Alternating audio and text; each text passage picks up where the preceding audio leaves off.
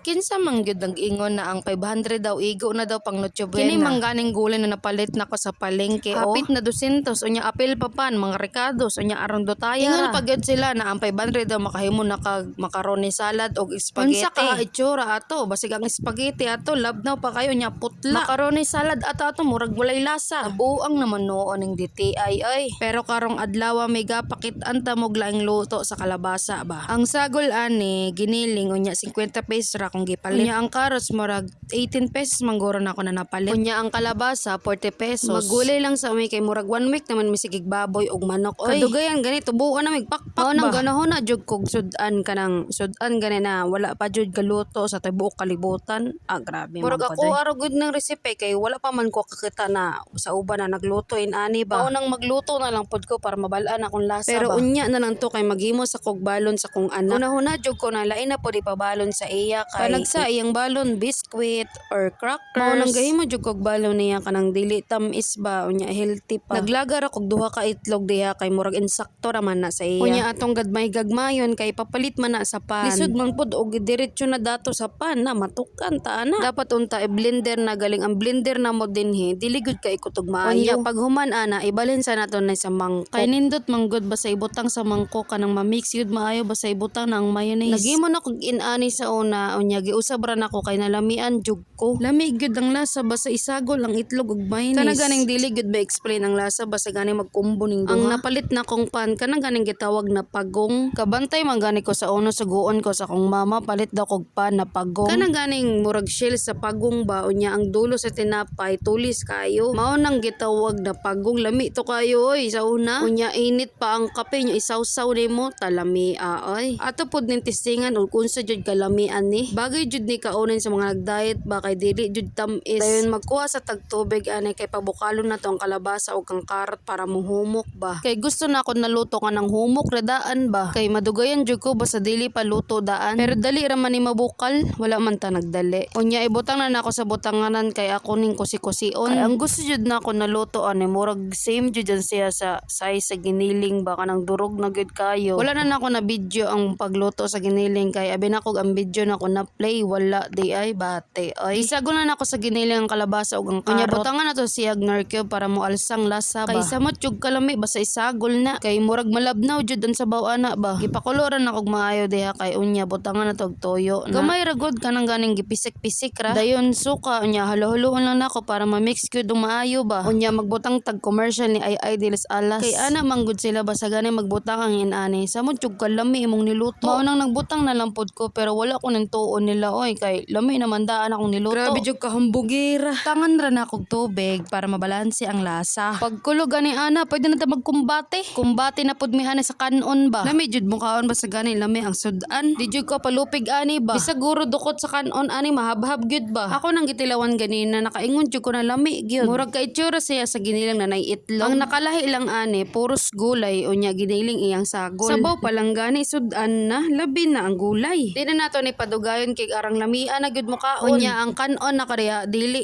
init kanang sinangag gani. Ari sa mimiga ka unsa may lami oy.